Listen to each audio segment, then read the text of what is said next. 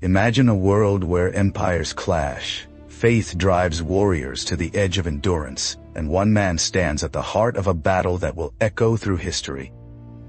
Welcome to the epic tale of the Third Crusade, a monumental struggle between East and West, where the legendary Saladin faces the might of Europe's greatest kings. This isn't just a story of war, it's a saga of strategy, betrayal, and sheer determination. So, grab a seat and let's dive into a chapter of history that shaped the medieval world.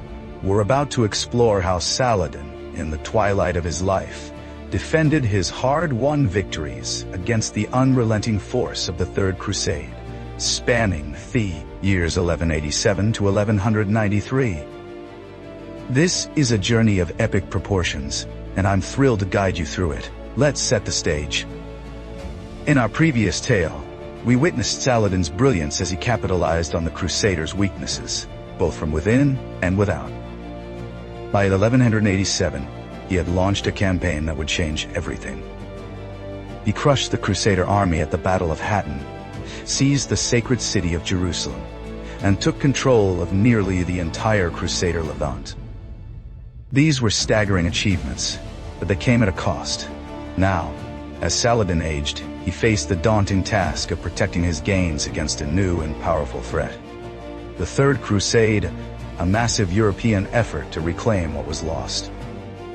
The news of Saladin's victories sent shockwaves through Europe. For years, European leaders had paid little attention to the Crusader states in the Levant. But the fall of Jerusalem was a wake-up call they couldn't ignore. The Pope didn't hesitate. He called for a new crusade, determined to retake the Holy City. This wasn't going to be like the chaotic mass movements of earlier crusades. The Third Crusade was planned with precision. The goal was to assemble well-funded, disciplined armies capable of sustaining a campaign overseas for 2 to 3 years. To make this happen, the Pope worked tirelessly to settle disputes among Europe's warring nobles. From internal conflicts in the Holy Roman Empire to the bitter rivalry between France and Angevin England, he tried to forge unity. But the feudal system was a messy web of loyalties and grudges. Even with the Pope's efforts, problems persisted. In Sicily and Angevin England, succession crises after 1187 weakened and delayed their contributions to the cause. Despite these setbacks, Europe's most powerful monarchs answered the call for the Holy Roman Empire and France. Leading this crusade was a chance to prove their dominance over Latin Christendom. For Angevin England, the stakes were even higher. They had family ties to Jerusalem's queen and feudal obligations to its king, making their involvement deeply personal. The first to act was Emperor Friedrich, known as Barbarossa. Just 4 months after the crusade was proclaimed, Barbarossa marched out of Germany in early 1188 with an army of 20,000 men. His journey was nothing short of heroic. His forces braved the treacherous Balkans, intimidated a wary Byzantine Empire, and even sacked a hostile Turkish capital. But tragedy struck in mid-1190. The emperor drowned, and his army was ravaged by disease. The survivors limped their way to the Levant, but their impact on the crusade was minimal at best. Meanwhile, the French and Angevin forces, each numbering around 8,000, set out together under their respective kings, Philip and Richard, famously known as the Lionheart. Their journey, lasting a full year, was chaotic and dramatic. They stormed through Sicily, constantly trying to outshine and humiliate each other. Richard even seized the island of Cyprus from the Byzantines in a bold move. The French arrived in the Levant in early 1191, with the Angevins close behind. The movement of such massive armies reshaped the political landscape. From Serbia to Armenia, local rulers offered safe passage to the Crusaders in exchange for papal recognition, strengthening their own claims to statehood. Much of this came at the expense of the crumbling Byzantine Empire, which arguably suffered more from the Third Crusade than any Muslim state in the region. On the other side of the Mediterranean, Saladin prepared for the storm that was coming. By 1189, He had conquered almost all of the Crusader Levant, except for the key coastal cities of Tyre, Tripoli, and Antioch. These cities were critical. They served as perfect entry points for any incoming Crusader army, and Saladin knew a major campaign was inevitable, especially since Barbarossa had personally issued an ultimatum to him. Saladin did everything in his power to weaken these Crusader strongholds. Without a strong navy, capturing these ports by force was nearly impossible. Instead, he turned to political tactics. He targeted the Crusader leadership, particularly Conrad of Montferrat, who had successfully defended Tyre and declared himself the overall commander. To sow discord, Saladin released the actual king of Jerusalem, Guy de Lusignan, from captivity after the Battle of Hattin, hoping the two leaders would clash and weaken each other. Saladin also sought help from neighboring states to slow the Crusaders' advance. Surprisingly, the Christian Byzantines did the most to delay Barbarossa, holding him up for several months despite intense military pressure. The Turks, caught in their own succession crisis, offered little resistance. The Almohads, a powerful North African dynasty, remained indifferent, even though Saladin renounced any claims to their territory. Worst of all was the Abbasid Caliph, the supposed leader of the Muslim world. Jealous of Saladin's power and fame, the Caliph had reacted to the capture of Jerusalem with a list of complaints against him. During the Third Crusade, he actively worked to destabilize Saladin's realm. In the end, Saladin was largely left to face Europe's armies alone, and soon, he lost the strategic upper hand. Ironically, Saladin's own political maneuvers backfired. His release of Guy de Lusignan led to an unexpected move. Desperate to outshine Conrad, Guy laid siege to the city of Acre in mid-1189. Saladin rushed to intervene, but by then, thousands of Crusaders had joined the siege, turning Guy's camp into a fortified stronghold. What followed was 2 grueling years of warfare outside Acre's walls. Both sides fought fiercely, made mistakes, and suffered from hunger. Despite having more troops, Saladin couldn't break the siege. Part of the problem was the Crusaders' stubborn resistance, but he also had to divert forces to deal with Barbarossa's army, and later, the Caliph's meddling.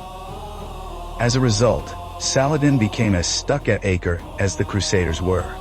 By mid-1191, his own troops, frustrated by the lack of progress and plunder, mutinied and refused to continue supporting the city's defense. The Siege of Acre was brutal for the Crusaders too, but fresh reinforcements from Europe kept their numbers strong. The turning point came in mid-1191 when the French and English kings arrived. Together, they launched a massive assault that forced Acre to surrender.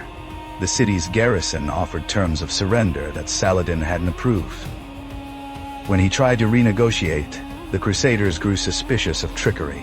In response, King Richard, now in command, committed a horrific act of brutality.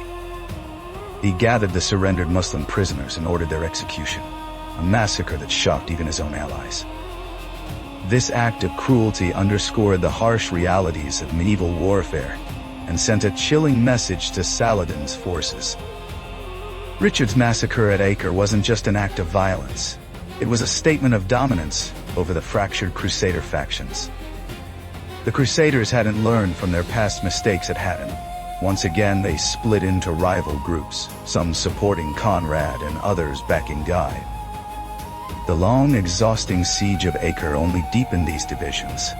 Guy's claim to leadership weakened after his wife's death, severing his direct tie to Jerusalem's royal line.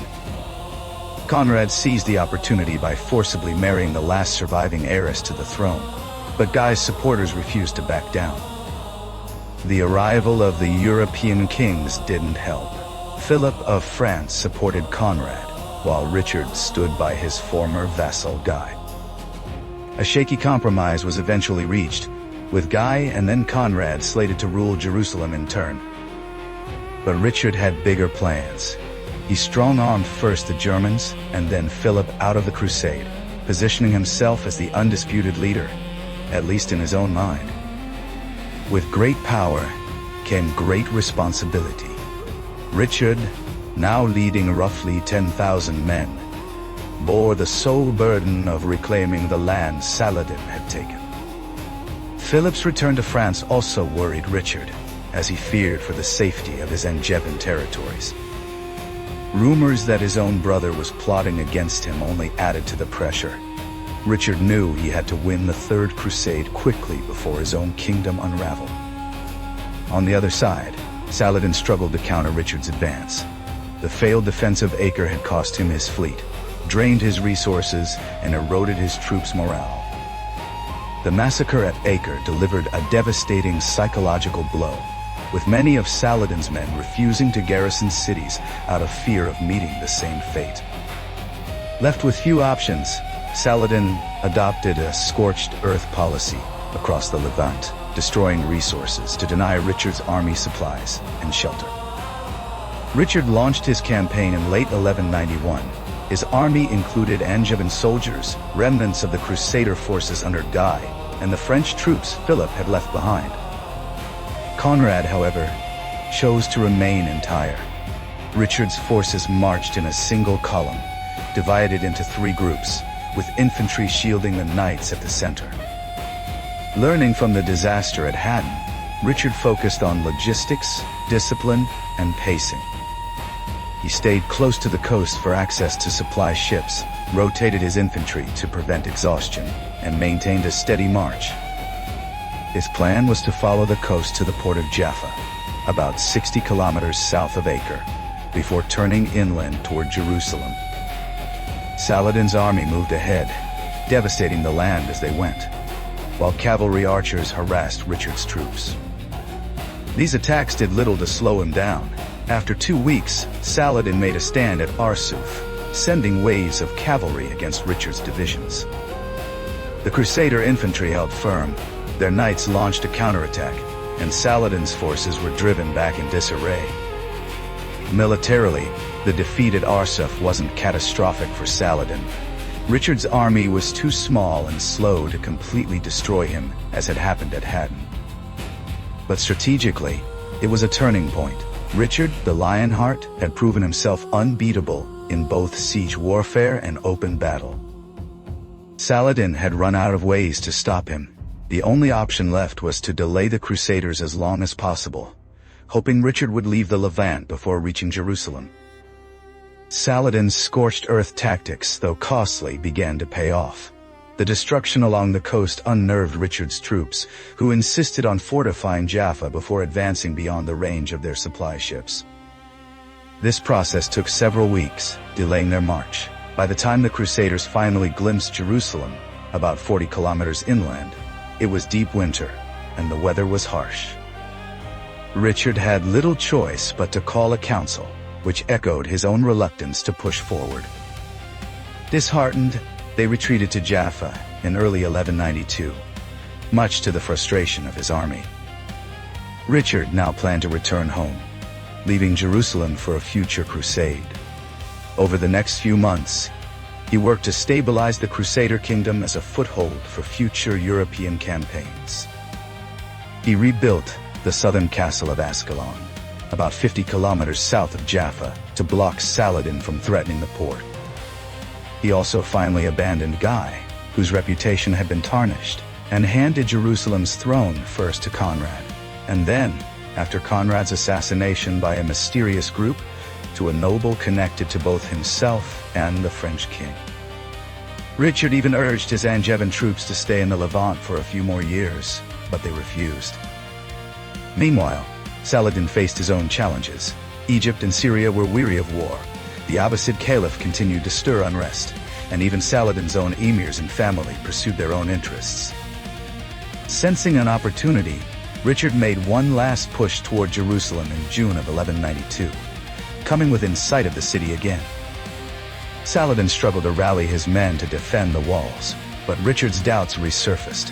His council advised targeting Egypt instead, and with heavy hearts, the Crusaders turned back from Jerusalem for the final time. Or need? As early as mid-1191, when Richard first landed at Acre, he had opened negotiations with Saladin, though his seriousness varied. At first, Richard boldly demanded the return of all Crusader lands, but as he realized his military limitations, he softened his stance, even proposing a radical idea: a shared rule of Jerusalem by a Muslim king and a Christian queen. Saladin rejected these offers, patiently waiting as Richard's demands dwindled to merely holding on to what he had already captured, including the strategic fort of Ascalon. Meanwhile, Saladin entertained other proposals, including an alliance with Byzantium, and even a suggestion from Conrad in Tyre for a joint attack on Richard. By mid-1192, the moment Saladin had awaited arrived. A dejected Richard boarded a ship for Europe, seemingly clearing the way for a Muslim counterattack. Saladin's forces struck Jaffa, but Richard unexpectedly returned and repelled them, unwilling to face another prolonged war. And with his own troops on the verge of mutiny again, Saladin moved quickly to secure peace. The resulting Treaty of Jaffa, signed in 1192, largely reflected the territorial lines of the time, though Richard reluctantly agreed to dismantle Ascalon's fortifications. The Kingdom of Jerusalem survived as a narrow coastal strip, and Christian pilgrims were granted access to Jerusalem once more. Neither side was satisfied with the terms, but the treaty ended a military stalemate that left both vulnerable to other threats. Richard hurried back to Europe, only to fall into German captivity, while Saladin could finally demobilize his forces and prepare for the succession of his realm. The treaty was meant to last only until the campaign season of 1196, when Richard planned to return. But when time came, he was too occupied fighting Philip in France. Instead, Barbarossa's successor led a new crusade but died unexpectedly in Sicily before even reaching the Levant. This wasn't the end of the crusading era, though. Philip would later play a key role in the Fourth Crusade, originally aimed at Egypt, but infamously redirected to sack Constantinople. For Saladin, none of these future events mattered. He passed away in March of 1193 in Damascus, the city where his remarkable career had begun.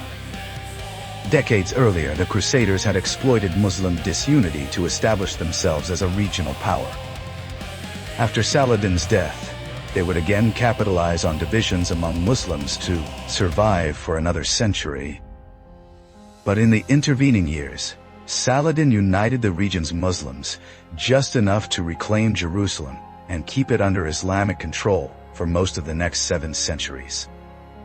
His legacy as a strategist, leader, and unifier endures, a testament to his ability to navigate one of the most turbulent periods in history. Thank you for joining me on this incredible journey through the Third Crusade.